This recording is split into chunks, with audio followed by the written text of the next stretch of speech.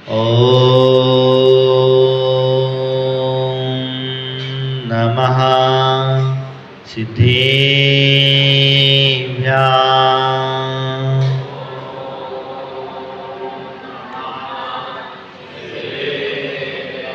ॐ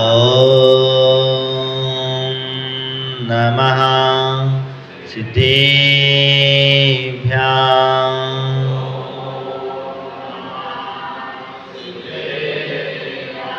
ॐ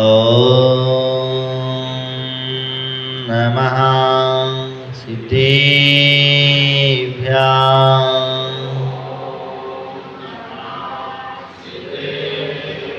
बोले देवादेवी खजरर्षि आदिनाथ भगवान की, मूलनायक श्री पार्श्वनाथ भगवान की, शासन नायक श्री महावीर भगवान की, चारित्र चक्रवर्ती विद्वान से शांति सागर जी महाराज की, आचार्य भगवान श्री धर्म सागर जी महाराज की, राम गुरुदेव आचार्य भूल सागर जी महाराज की, द्वादशांग जिनवाणी माता की।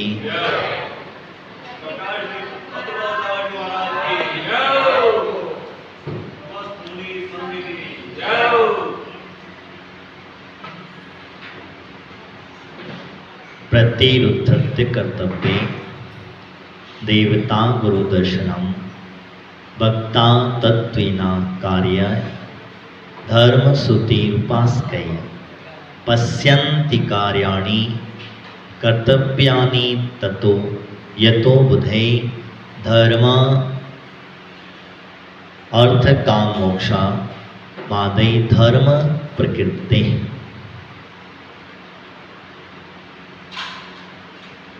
आचार्य भगवंत यहाँ कहते हैं कि हम सर्वप्रथम जिस कर्तव्य को करते हैं वो है धर्म। धर्म में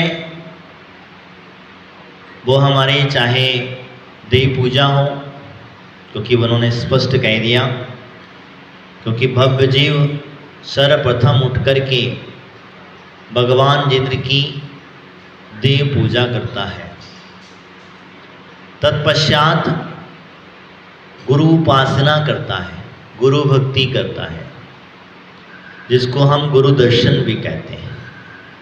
और इसके पश्चात अगर गुरु विराजमान हैं और दर्शन किए हैं तो उनके मुख से धर्म श्रवण करना चाहिए। और धर्म श्रवण करने के पश्चात कहते हैं गृहस्थानी यानी गृहस्थ संबंधी कार्य आपको करना चाहिए। ऐसा किसने कहा?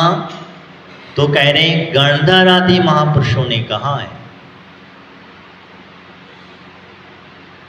ये कोई आचार्य पद्मनंदी महाराज भी नहीं कह रहे, ना हम कह रहे हैं, कोई भी ऐसे। एक ऐसी बात जो है भगवान महावीर स्वामी की दिव्यदेशना के पश्चात गौतम स्वामी ने जो श्रवण किया वो गौतम स्वामी यहाँ पर संबोधन दे रहे हैं। ऐसे महापुरुषों का धर्म ने जो है वह धर्म के स्पष्ट का धारण करता है। ऐसे महापुरुषों को गणधर आदि महापुरुषों ने कहा है। वह क्या कहा? तो कहते धर्म अर्थ काम मोक्ष, इन चार पुरुषार्थों में धर्म को सबसे प्रथम निरूपण किया गया है, यानी मुख्य रखा गया है। किसको रखा? धर्म को। ये चीज समझना, जिसको हम धर्म पुरुषार्थ भी कहते हैं। अब हमने क्या किया? भगवान की पूजा तो बढ़िया ठाट बाट से कर ली, गुरु के दर्शन भी हम जैसे तैसे दिख गए, सामने बैठे हैं तो क्या कर जाना ही पड़ेगा। सामने बैठे हैं तो जाना ही पड़ेगा, और नहीं है तो अंदर बैठे हैं तो चलो जल्दी जल्दी अपनी गाड़ी स्टार्ट करो और चलते बनो, छोड़ दो, क्या लेना देना। क्योंकि गुरु दर्शन, गुरु भक्ति और गुरु वंदना, आप अपने वंदना भी कर ले तो उनके मुख से कुछ धर्म श्रवण भी कर लो। क्यों कर लो? तो आगे उन्होंने कहा, मैं आपको इसे थोड़ा सा आगे बढ़ा रहा हूँ क्यों करना चाहिए? गुरु वंदना और गुरु मुख से उपदेश सुनने का महत्व क्या होता है, आज तक हम समझ नहीं पाए हैं। तो वो कहते हैं गुरु रेव प्रसादेने लवंते ज्ञान लोचनम, गुरु के प्रसाद से जो क्या होता है, तो गुरु रेव प्रसादेने लवंते ज्ञान लोचनम समस्त दृश्यते ये हस्तरेखवे निस्तुतम। कहते हैं गुरु के प्रसाद से प्राप्त हुआ ज्ञान। तो यहाँ जो कह रहे हैं भगवान गुरु के प्रसाद से क्या हो रहा है, तो कहते हैं केवल ज्ञान लोचनम समस्त पदार्थ हस्त रेखा के समान प्रकटित देखने में आते हैं। किसके प्रसाद से? गुरु प्रसाद से। क्योंकि गुरु के प्रसाद से ही हमें सब मिलता है। हम सोचें कि हम बिना गुरु के प्रसाद से सब कुछ ज्ञान प्राप्त कर लें तो संभव नहीं है। देखो इतनी बड़ी बात यहाँ पर उन्होंने कह दी है, क्योंकि आप अगर ज्ञान सच्चा ज्ञान चाहते हैं तो गुरु के मुख से जिनवाणी को श्रवण करना चाहिए।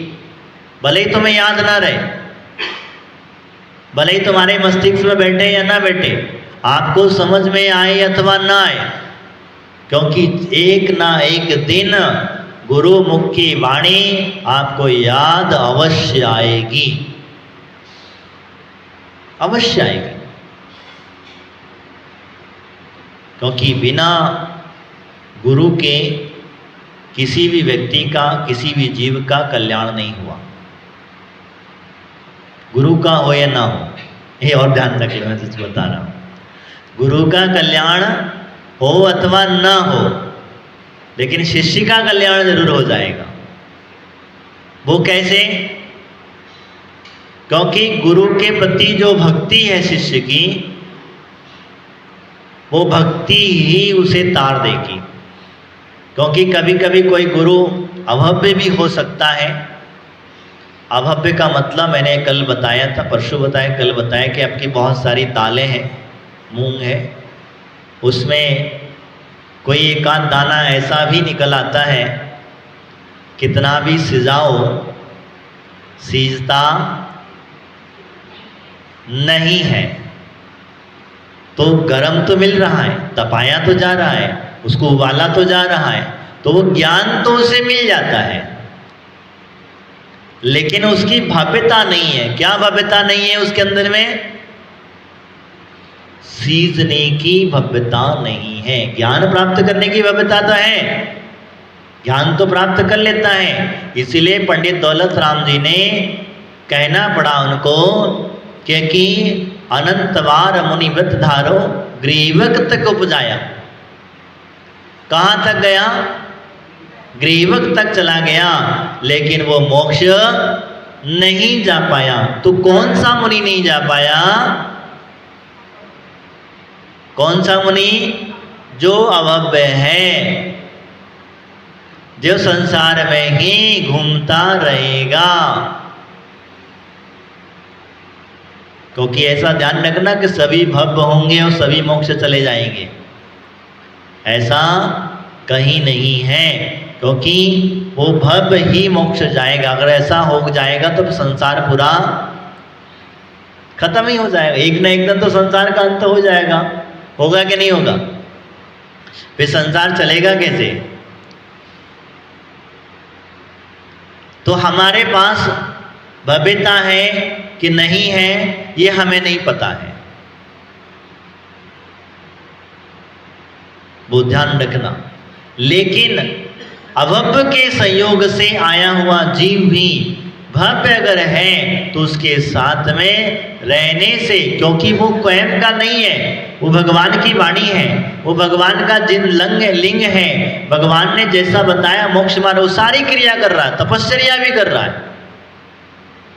ध्यान रखना, तपश्चर्या भी कर रहा है। ऐसा नहीं कि तपश्चर्या में कोई कमी हो, पूरे नियम व्रत का पालन भी कर रहा है, तब भी वो नहीं सीख पा रहा है। तो इसी प्रकार से आप जब कुकर में सीटी लगा देते हो तो 1 सीटी 2 सीटी 3 सीटी कितनी भी सीटियां लगाते रहो वो सीजने वाला नहीं है। इसी प्रकार से ये भव्य की पहचान हुआ करती है। तो गुरु के ज्ञान से वो अभव्य गुरु का भी ज्ञान अगर प्राप्त हो जाए तो भी हमें भव्यता को प्राप्त हो जाता है। एक उदाहरण और भी मिलता है, जो 11 अंग 14 पूर्व के पाठी उपाध्याय हुआ करते, कौन होते हैं? उपाध्याय होते हैं। वो उपाध्याय भी आपको ज्ञान देते हैं और वो ज्ञान से आपके पास में आपको मोक्षता प्राप्त हो सकती है। लेकिन जो उपाध्याय आपको ज्ञान दे रहा है वो भी मोक्ष नहीं जा पाता है। वो क्यों? क्योंकि उसके पास योग्यता नहीं है। उसके अंतःकरण में क्या श्रद्धान बना हुआ है?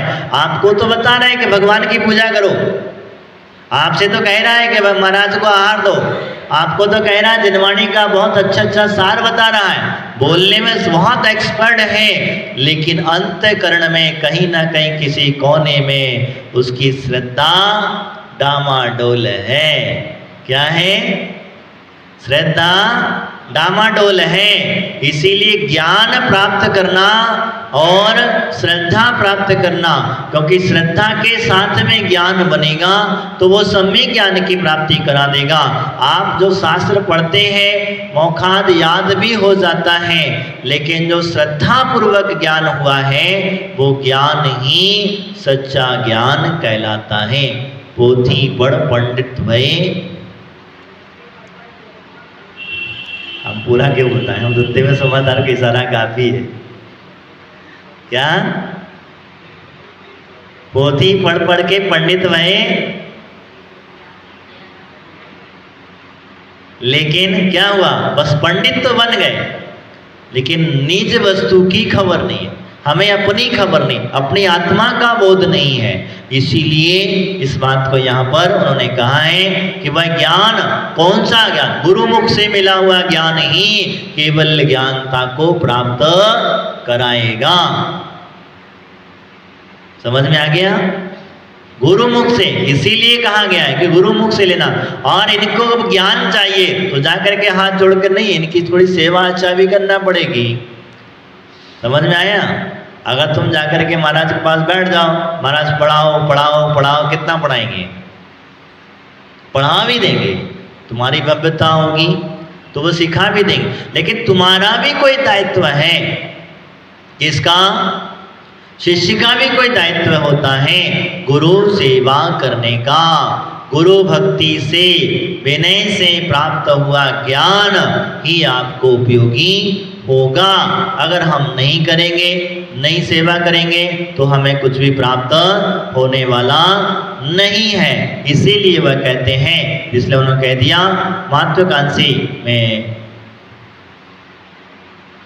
गुरु की कृपा से प्राप्त हुआ इस ज्ञान की आकांक्षा मनुष्य को भक्ति पूर्वक गुरुओं की सेवा वंदना आदि करना चाहिए। अब भक्ति कैसे करें बताओ? ये मैं नहीं कह रहा हूं, ये सीधी सीधी उन्होंने कह दिया, गुरु भक्ति पूर्वक ही ज्ञान प्राप्त करना चाहिए।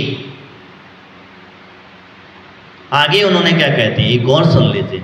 जो व्यक्ति गुरु भक्ति नहीं करता है, जो व्यक्ति बिना गुरु भक्ति पूर्वक एक नहीं करता है, वो मनुष्य कैसा होता है और क्या करता है और क्या फल मिल रहा है? तब वो कहते हैं ये गुरुवम नेवम मन्यते तदुपास्ति न कुर्वते अंधकारो भवेतुस्त मुद्दितेपि दिवाकरे। कहते हैं जो मनुष्य गुरुओं को नहीं मानते हैं, दांत में नहीं कह रहा, बता वापस पढ़ के सुना दो। जो मनुष्य गुरुओं को नहीं मानते हैं, उनकी सेवा वंदना नहीं करते हैं, वो मनुष्यों के लिए सूर्य के उदय होने पर भी अंधकार ही है। अंधकार जानते ना? सूर्य का उदय हो जाए तो क्या होता? उल्लू देखा है? उल्लू, हाँ देखा है? क्या सिस्टम है उसका? नहीं, ऐसा नहीं, सोता तो वो नहीं है, सोने के विषय का नहीं कहेंगे हम, लेकिन उसको सूर्य के प्रकाश में दिखता नहीं है और रात्रि के प्रकाश में दिखता है। तो सूर्य के प्रकाश से उसकी दुश्मनी है। वो कभी भावना भाता है, वो कहता है कि भाई ये सूर्य जल्दी से अस्त हो जाए, दुश्मन है मेरा। कौन है? दुश्मन है, इसीलिए वो उसके प्रति प्रकाश से कहा जाता है। अब यहाँ वो सूर्य का प्रकाश का उदय होते हुए भी उसे अंधकार ही नजर आता है। किसको नजर आता है? उल्लू को। अब तुम समझ लो, अपने अपनों को लगा लेना। मैं नहीं कहूँगा भाई, मैं क्यों कहूँ? अब अपने अपने अंदर लगा लेना कि जिसको रात में ज़्यादा नज़र आता है कि दिन में ज़्यादा नज़र आता है। सूर्य का प्रकाश है। गुरु कौन है? गुरु कौन है? सूर्य का प्रकाश है।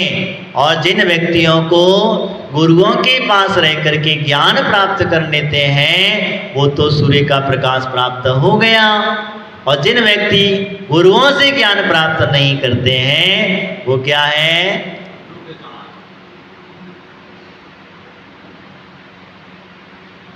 भाई सूर्य उदय हुआ और अंधकार में रहना पसंद करते हैं। इसी प्रकार से अब यहाँ गुरुओं की बात लेते हैं। गुरु है कौन?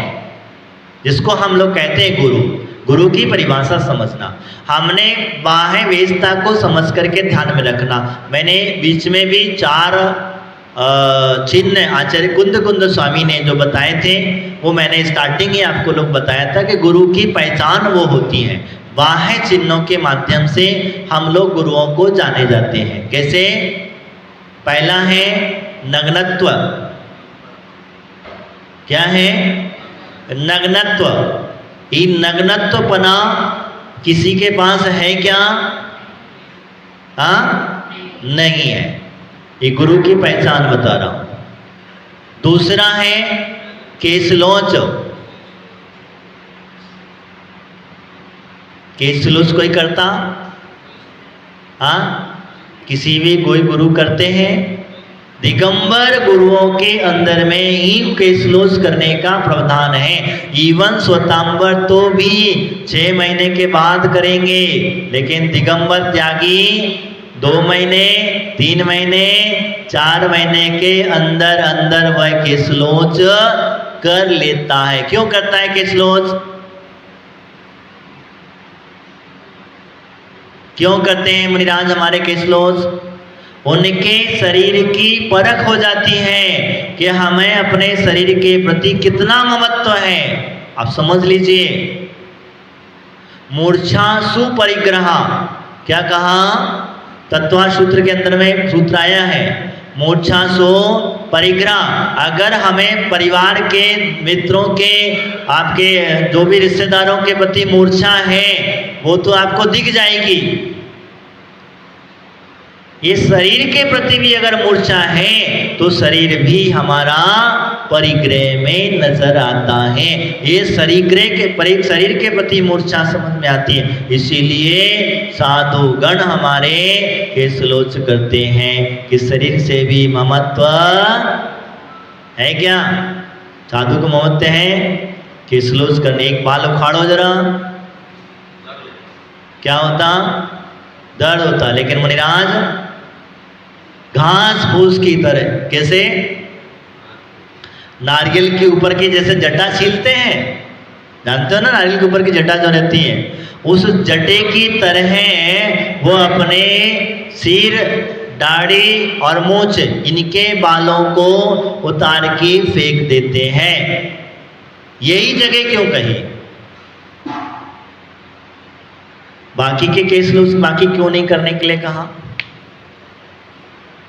क्योंकि ये ही बाल अधिक बढ़ते हैं। समझ में आ रहा? ये जो सिर के बाल, दाढ़ी के बाल, मूंछ के बाल, ये सबसे ज़्यादा बढ़ते हैं। इसी वजह से इनका केसलोच करने के लिए कहा। और दूसरी बात एक और भी है, क्योंकि हम दाढ़ी मूछ के बाल जब केस लॉस करते हैं तो सबसे नरम जगह होती है ये जो जगह है सबसे नरम जगह है। तो इस सबसे नरम जगह में क्या होता है कि हमारे केस उखाड़ने में आपको वेदना हो सकती है, पीड़ा हो सकती है, फोड़ा फुंसी आदि हो सकते हैं। अब इतने सारे बाल उखाड़ के फेंक देते हैं तब भी मुनिराज के सिर में फोड़े फुंसी बाल तोड़ आदि होता है क्या?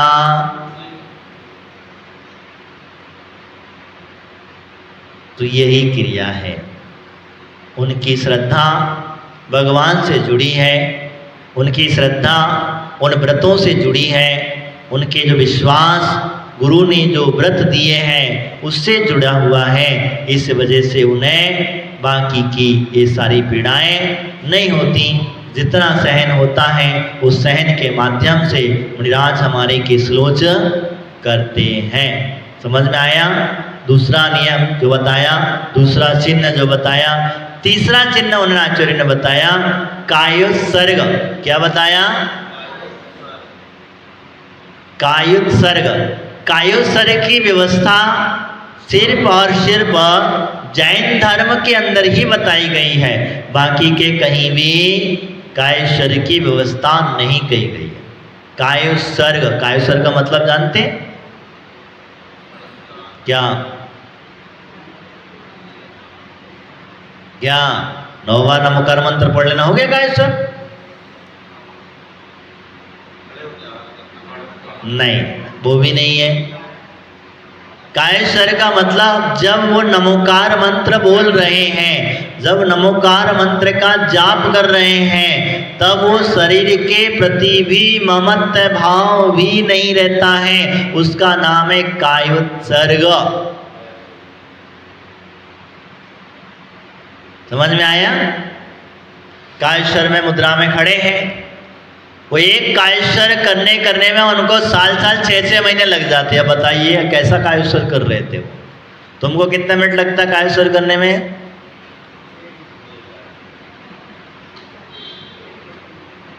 कितना मिनट लगता?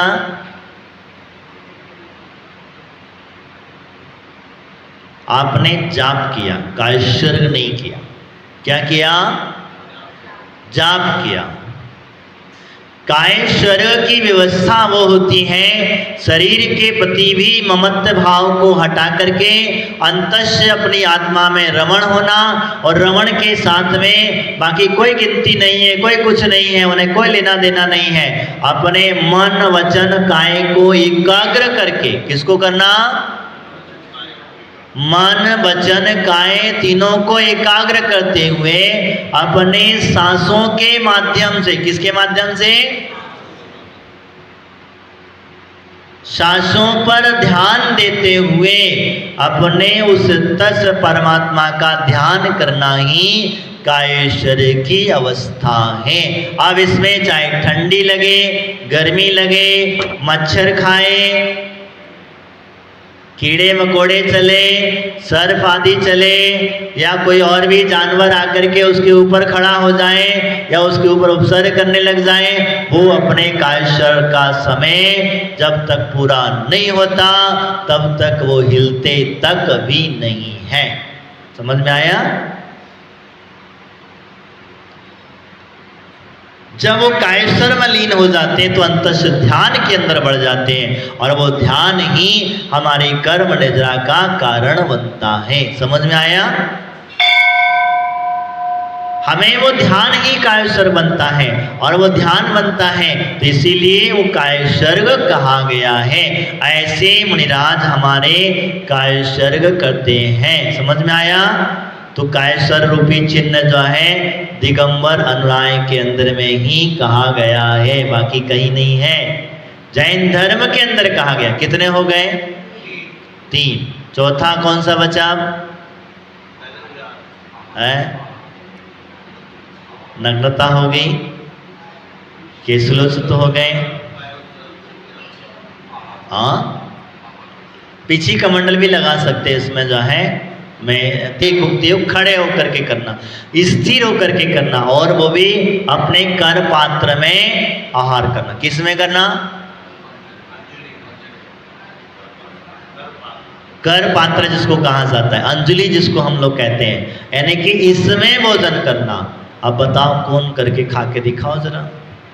एक ही बार सब खाना है और एक ही टाइम पे खाना है, खड़े खड़े खाना है। कब तक खाना है? जब तक पैरों में ताकत है, खड़े होने की शक्ति है, तब तक मुनिराज आहार करते हैं। समझ में आ रहा? कब तक करते? पैरों में शक्ति है तब तक वह मुनिराज आहार करते हैं, और जिस दिन पैरों की शक्ति खत्म, उस दिन आहार पानी का त्याग। ये व्यवस्था हमारे आचार्यों ने साधुओं के लिए कहा। इस चार चिन्ह को देख करके, पीछे कमंडल आदि को देख करके हमें मुनिराज की वंदना करनी चाहिए। समझ में आया? इनकी वंदना करना। ये गुरु हैं, इनके पास कोई परिग्रह नहीं है। भले ही आपको दिखता होगा महाराज लोग प्यार करे, इतनी गाड़ियां चलती, इतने श्रावक चलते, इतना परिग्रह चलता, इतना ताम धाम चलता, क्या महाराज का है क्या? जिन महाराज ने अपना घर परिवार छोड़ दिया, जिन महाराज ने अपने शरीर से ममत्वता छोड़ दी, तो क्या ये छोटे मोटे सामान से अपना ममत्व रखेंगे? विचार करने की बात है कि नहीं, बताओ। और ये तो क्षण मात्र है। अगर कहीं तुम उनका कह भी देते हो कि महाराज का सामान है, महाराज की गाड़ी है, महाराज के श्रावक हैं, महाराज के साथ चलने वाले, महाराज का कुछ नहीं है, तुमको अच्छी तरह समझ लो। जिन्होंने अपने माँ बाप को छोड़ करके चलाया, जिन्होंने अपने परिवार को छोड़ करके, धन वैभव को ठोकर को मार करके चलाया, जिसे अपने शरीर से भी ममत्व नहीं है, वो क्या इन छोटी मोटी चिल्लर चीज़ों से ममत्व रखेगा?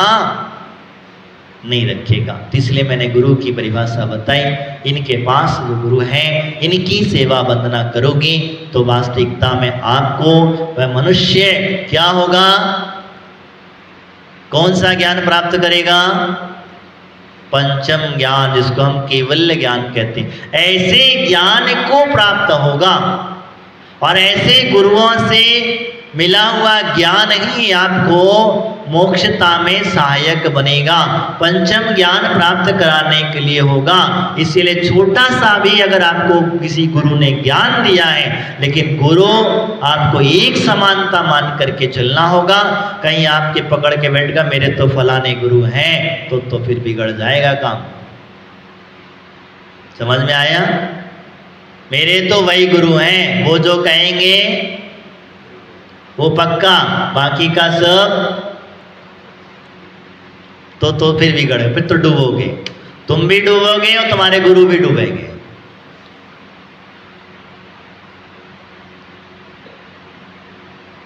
इस बात को ध्यान रखना, तुम भी डूबोगे। क्यों डूबोगे? क्योंकि हो सकता है उन्हें कोई बात समझ में नहीं आई और उन्होंने तुम्हें बता भी दिया, क्योंकि शास्त्र का पूरा ज्ञान हर किसी के पास नहीं है। कोई की समझाने की समस्या है, तो इसीलिए आपको वो समझने के लिए आपको सभी को समानता मानना पड़ेगी। तब आप उनकी क्या करोगे? क्या करोगे? सेवा करोगे, तभी आपको मेवा मिलेगी। अन्यथा सेवा नहीं करोगे तो कितना भी हम ज्ञान दे दें, क्योंकि तुम्हारी बुद्धि में घुसने वाला नहीं है। इसी वजह से आचार्य भगवंतों ने कहा, आज की बात अपने यहाँ विराम देता हूँ, आगे चर्चा हम आगे करेंगे। बोले महावीर भगवान की, आचार्य गुरु श्री सागर जी महाराज की।